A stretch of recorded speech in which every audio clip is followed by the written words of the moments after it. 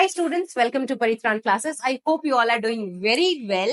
And बहुत बच्चों का ये कंफ्यूजन रहता है कि मैम एरोमेटिक कंपाउंड्स क्या है, एंटी एरोमेटिक कंपाउंड्स क्या है, नॉन एरोमेटिक कंपाउंड्स क्या है ये सब। तो कंफ्यूजन को दूर करने के लिए आज हम तीनों को कंपेयर करके पढ़ेंगे। ठीक है, कंपेयर करके पढ़ने का एक अच्छा बेनिफिट पता है क्या है कि नेक्स्ट टाइम आप लोग कभी भूलोगे नहीं।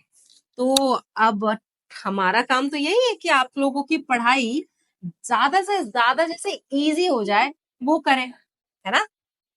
चलो आओ कवर करते हैं। पहले हम पढ़ेंगे aromatic compounds, about aromatic compounds. यहाँ पे हम लिखेंगे about anti aromatic compounds. Next इस साइड पे लिखेंगे नॉन एरोमेटिक। ठीक है, आई होप मेरी आवाज आपको आ रही है। ठीक है, so coming to aromatic compounds. Aromatic compounds वो कंपाउंड्स है जिनका क्लोज्ड, जो कोई एक साइक्लिक कंपाउंड है उसका क्लोज्ड फॉर्म उसके ओपन फॉर्म से ज्यादा स्टेबल होगा। ठीक है, मैं क्या कहना चाह रही हूं कि अगर हमारे पास कोई एक साइक्लिक कंपाउंड है और ये साइक्लिक कंपाउंड अपने close chain format, close ring format में ज्यादा स्टेबल है अपने ओपन चेन फॉर्मेट से, तो वो मेरा एरोमेटिक कंपाउंड है। ठीक है, वो क्या है, मेरा एरोमेटिक कंपाउंड। ठीक है, अब एंटी एरोमेटिक, एरोमेटिक का एग्जैक्ट उल्टा, है ना। तो अगर मेरा कोई भी, मान लो कि अब कोई दूसरा एग्जाम्पल लेते, फॉर एग्जाम्पल कि मेरे पास मेरा जो सॉरी क्लोज चेन कंपाउंड है वो लेस स्टेबल है मेरे ओपन चेन कंपाउंड से, ये है मेरा एंटी एरोमेटिक। अच्छा ये क्यों है, क्योंकि ये जो बॉन्ड है ना इसके अराउंड, ये इस बॉन्ड के अराउंड फ्री मूवमेंट आराम से हो जाएगा। तो मेरा जो ये है ना कंपाउंड, ये ऐसा कुछ स्ट्रक्चर अटेन कर लेगा। ये तो मतलब बहुत सही है, इसमें रिपल्शन और इसमें रिपल्शन बिल्कुल ही नहीं है, तो ऑब्वियस सी बात है कि ये ज्यादा स्टेबल होगा, है ना। तो इस फॉर्मेट में मेरा जो ओपन चेन कंपाउंड है ये ज्यादा स्टेबल है इन कंपैरिजन टू मेरा close chain compound. Understood, fine. Non aromatic क्या है मैम, जो कंपाउंड ना एरोमेटिक है ना एंटी एरोमेटिक है वो नॉन एरोमेटिक है। ठीक है, okay, so neither aromatic nor anti-aromatic। I hope कोई भी कंफ्यूजन यहां तक आपको नहीं है, clear, perfect. Next, coming to conditions. इसके कुछ कंडीशंस है, वो कंडीशंस आपको याद रखना इंपॉर्टेंट। पहला कि ये साइक्लिक होना चाहिए। ठीक है, दूसरा कंडीशन जो है ये आपका प्लेनर होना चाहिए। अच्छा आपके माइंड में ये भी आएगा कि मैम हमें कैसे पता चलेगा कि ये कंपाउंड प्लेनर है नहीं है, उसका भी आपको क्या करना है, अगर कोई कंपाउंड है आपको चेक करना है कि ये प्लेनर है या नहीं है। इसके सारे एटम्स जो चेन में है वो हमेशा sp या sp2 हाइब्रिडाइज्ड फॉर्मेट में होगा। फॉर एग्जांपल इधर देखिए, ये क्या है, ये sp2, ये भी sp2, ये भी sp2, ये भी sp2, ये भी sp2, सारे sp2 है तो ये प्लेनर है। ठीक है, कोई भी कंपाउंड अगर प्लेनर है तो वो sp2 या sp के फॉर्मेट में ही होगा। ठीक है, next, coming to third point, conjugated होना चाहिए। कॉन्जुगेटेड का क्या मतलब है, कॉन्जुगेटेड मतलब कि हमारे हर एडजेसेंट कार्बन पे एक पी और बाइटल होगा। ठीक है, वो कॉन्जुगेट, ताकि हमारा जो पाई बॉन्ड है ना वो मूव करे। ठीक है, coming to fourth point. Fourth point थोड़ा इंपॉर्टेंट, इसको क्या कहते हैं, हक्कल्स रूल। अब ये हक्कल्स रूल क्या बोलता है, Huckel's rule for aromatic compound बोलता है 4n+2 equals to number of electrons होने चाहिए where where I can say that my n will be a natural number always. अगर मेरा n नेचुरल, इसको सॉल्व करने के बाद अगर मेरा n नेचुरल नंबर हो गया तो मेरा जो कंपाउंड है वो एरोमेटिक कंपाउंड। ठीक है, अब ये क्या है मैम, ये क्या आपने बताया कि ऐसा होना चाहिए कि जो 4n+2, समझ ही नहीं आया मैम आप क्या कहना चाह रहे हो हमें।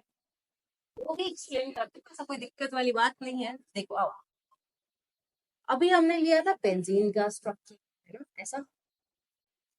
इसको ये क्या है, साइक्लिक है, सेटिस्फाइड, प्लेनर है, सेटिस्फाइड, कॉन्जुगेटेड भी है ना। फोर्थ पॉइंट पे आते हैं, 4n+2 अप्लाई कर। अब मैंने क्या बोला, 4n+2 equals to number of electrons. यहाँ पे कितने इलेक्ट्रॉन है, 3 पेयर है, 3 पेयर मतलब 6 इलेक्ट्रॉन्स। ठीक है, अगर मैं बात करूं 3 पेयर मतलब 6 इलेक्ट्रॉन्स मेरे पास है।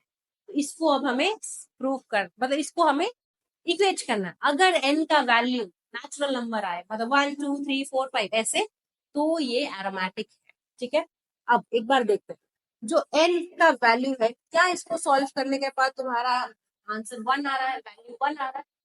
यस, तो ये जो कंपाउंड है मेरा, ये क्या है, एरोमेटिक कंपाउंड है। अंडरस्टूड, कोई प्रॉब्लम किसी को, कुछ भी, done. Next coming to anti aromatic. ठीक है, एंटी एरोमेटिक, एंटी एरोमेटिक में भी यही 3 प्रॉपर्टी। ठीक है, कॉमन, साइक्लिक ये भी है, ये भी प्लेनर है, ये भी कॉन्जुगेटेड है।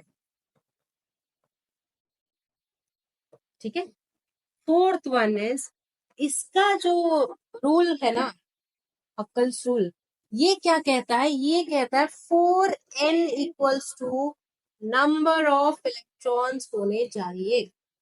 4n equals to number of electron होने चाहिए। उसका क्या मतलब है, उसका मतलब ये है, अगर हमारे पास कोई कंपाउंड है, ऊपर हमने जो कंपाउंड, ऐसे उसी को ले लेते हैं ये।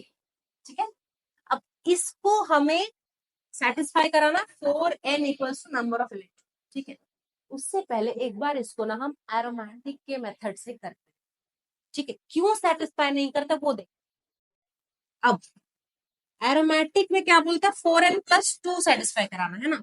एक बार करके देख लेते हैं, 4n+2 इक्वल्स टू कितने इलेक्ट्रॉन है, 2 इलेक्ट्रॉन पेयर, मतलब 4 इलेक्ट्रॉन, तो 4। ठीक है, अब n का वैल्यू क्या आएगा बच्चों, बोलो बोलो बोलो जल्दी, 1/2। Yes, very good. अब मैंने क्या बोला, नेचुरल नंबर आना चाहिए, ये तो नेचुरल नंबर नहीं है ना। तो इसीलिए ये जो कंपाउंड है ये एरोमेटिक तो नहीं है। अगर एरोमेटिक नहीं है, अब हम एंटी एरोमेटिक कहते हैं। अगर ये कंपाउंड एरोमेटिक तो नहीं, अब करेंगे 4n equals to number of electron, number of electron is 4, 4n, n equals to 1। अरे ये तो सेटिस्फाई कर लिया, है ना। तो अगर ये सेटिस्फाई किया तो हमारा ये कंपाउंड क्या है, एंटी एरोमेटिक। ठीक है, ओके, परफेक्ट। अब कोई ऐसे, ये एरोमेटिक एंटी एरोमेटिक तो आई होप बात क्लियर। अब नॉन एरोमेटिक, जो कंपाउंड पहले एक बार एरोमेटिक चेक कर लेंगे, अगर वो सेटिस्फाई नहीं किया तो एंटी एरोमेटिक चेक कर लेंगे, वो सेटिस्फाई नहीं किया वो कंपाउंड नॉन एरोमेटिक। ठीक है, आपके जेई या नीट में क्वेश्चंस अगर पूछेगा तो यही पूछेगा कि ये कंपाउंड एरोमेटिक है या नहीं है। ठीक है, तो आपको बस ये चीजें ध्यान रखनी, अगर एरोमेटिक है तो ये प्रॉपर, ये कंडीशंस चेक करना है। अगर सेटिस्फाई कर लेता है तो वो एरोमेटिक कंपाउंड है, अगर सेटिस्फाई नहीं करता है फिर हम चेक करेंगे एंटी एरोमेटिक। एंटी एरोमेटिक की प्रॉपर्टीज अगर उसकी कंडीशंस कर लेता है अटेंड, तो ये एंटी एरोमेटिक। अगर दोनों भी नहीं करते हो, नॉन एरोमेटिक, है ना। I hope you understand the topic, and ऐसे ही कुछ और टॉपिक्स के साथ हम मिलते हैं नेक्स्ट क्लास।